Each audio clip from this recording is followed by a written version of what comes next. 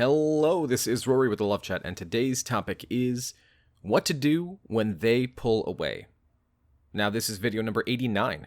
If you have a question you'd like for me to consider featuring on the Love Chat, please write it in a comment below, and if you enjoy these videos, I'd be very grateful if you would subscribe and hit like. Also, if you'd like to do a Skype or email coaching, be sure to visit thelovechat.net/coaching. Now then, what to do when they pull away? They being your ex, your current partner, a potential love interest, or whatever. Because when somebody pulls away from you, it's being very clearly communicated that right now, I'm doing one of three things. I'm either testing you, I actually am busy, or pissing me off, and so I'm going to pull away. And so what I'll do in this video, because this video is so broad, is I'll try and zero in on the examples that I just provided. So if somebody is testing you. Now, ladies, I hate to break it to you, you do this a lot more than men do. But men, you aren't off the hook either, as sometimes you do it as well. Testing. Testing is basically when we want to know how a person's going to react. We're looking for weakness. We're looking for reasons why they're not a good pick. This could be why I should not get back with my ex. This could be why I should not get into a relationship with that person. Or maybe this could even just be a friendship where I really shouldn't share certain things with this person. And so, for example, a common test would be you'd give them a piece of information and ask them to keep it secret, only to find out that a couple weeks later, they told somebody else. But little did they know you told them something that wasn't actually real.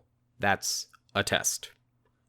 So when a person, let's just say a potential person you want to date, is testing you, and they do it by pulling away, they're looking to see if you're going to be weak, if you're going to be needy, if you're going to wonder what happened to them and go running and begging and pleading for them and seeing what happened. Things were going fine and they just disappeared. I hate to break it to you all, but this does happen quite often.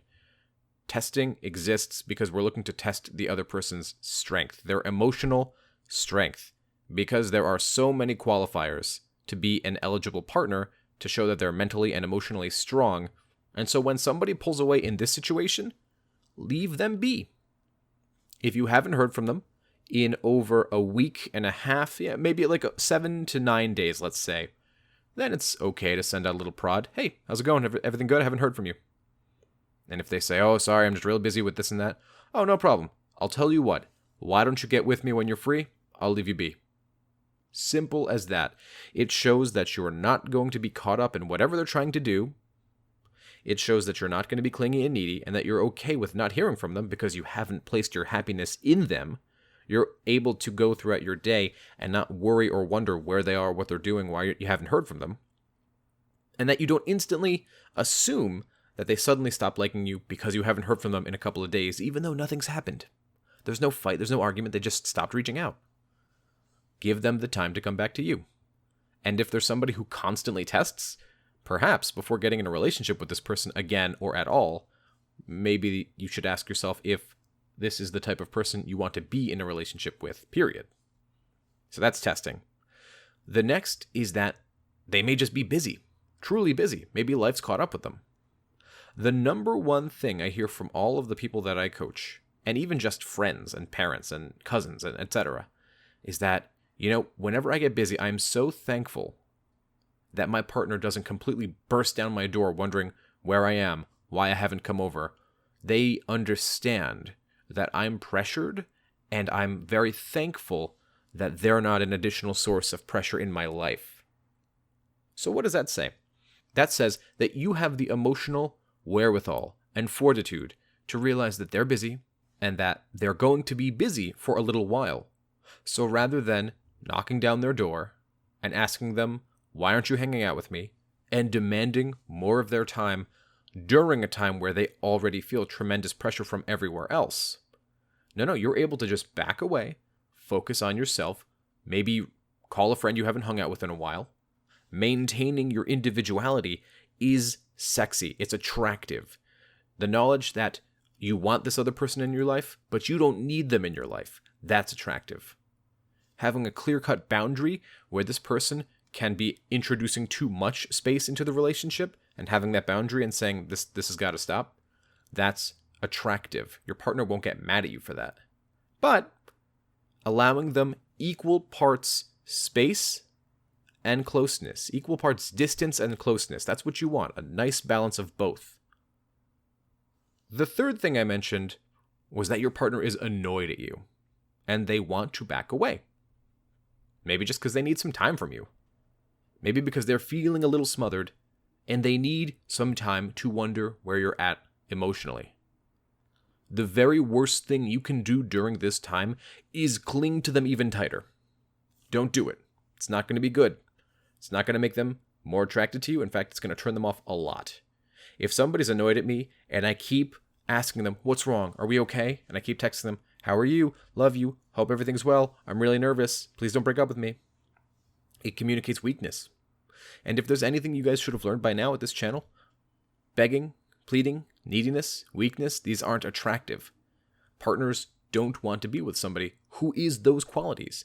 They want to be somebody who can go away and focus on themselves and be okay with the fact that their partner might need to pull away sometimes too. It's okay. If you're feeling anxious and your partner's pulled away, come listen to this video. Reason with yourself. Now come on, they haven't had some time to themselves. We've hung out 5 times this week. Maybe the next 2 days I should just let them have for themselves, to remind themselves of who they are, to give them time to wonder about where you are, what you're doing, what you're thinking about. We fall in love with a person through our brain. Remember that. And we constantly teach people how we act when we're with them. If the brain no longer wonders, if there's no more mystery, if we're always predictable and we always do the same things, the other person will not be attracted to us. So we need to give them that time. We need to give them that space to feel okay with not contacting us. Okay? Remember that it is sexy when you are able to not speak with a partner, focus on yourself, and when they reach out, act like nothing has happened. You know, even more funny is that so many of us have what I like to call a cactus friend. And in fact, I can't even steal this term. I heard it the other day from a friend of mine. And she said, you know, Rory, you're a cactus friend. And I thought to myself, what does that mean? And she said that a cactus friend is a friend that you can go to, you water once in a while, and you can go off on your merry way, handle your life, handle your business, and come back, and the cactus is still there. In fact, it's even grown a little bit. And I really admire that term, because just like a cactus, you can water it once a month, come back, and it's still there. In fact, it looks like it's gotten a little bigger, a little stronger. And so I want to impart that idea upon you guys. What can you be doing during this time to maintain your individuality? Ask yourself during this time of space, have I neglected some of my friends? Let me write a couple of lists of things that I need to be doing. Let me do my laundry. Let me clean my room. It's been a while since I've been on a hike. These are some things that you can do during this time to show your partner that you will be okay if they go get space. They're not going to feel bad for giving you that space. Attraction truly does grow in space. And I want you to remember that your partner's going to wonder why they haven't heard from you. If this is a new thing, and your partner has recently asked for space, maybe because they're testing, or because they're busy, or because they're annoyed, or because, the relationship's not going so great, they're expecting you to not be cool with space. Space is a cry for help. When it's not, they're just busy with work, or they're annoyed at you from a little fight. It's a cry for help because it says, I'm feeling like I'm losing myself in this relationship. I feel like you want so much of my time, and I'm beginning to forget who I am because my life is starting to just be about us. But that's not attractive. When you have to be someone else's caretaker, it's not attractive. It turns us off. And so during this time, focus on what you can be doing. What productivity can you pull out of that space? And I think you'll have a much more positive outcome. That's all I had for today. If you found my video helpful, I'd be very grateful if you would subscribe and hit like. Please leave a comment below and tell me what topics you want me to cover in the future. Additionally, if you'd like to support me by going to my Patreon, in return, you'll get extra videos, private live streams with me, and free coaching giveaways. Additionally, I'll be giving away copies of my book on the Patreon. I wish everybody a happy and healthy new year. Until next time.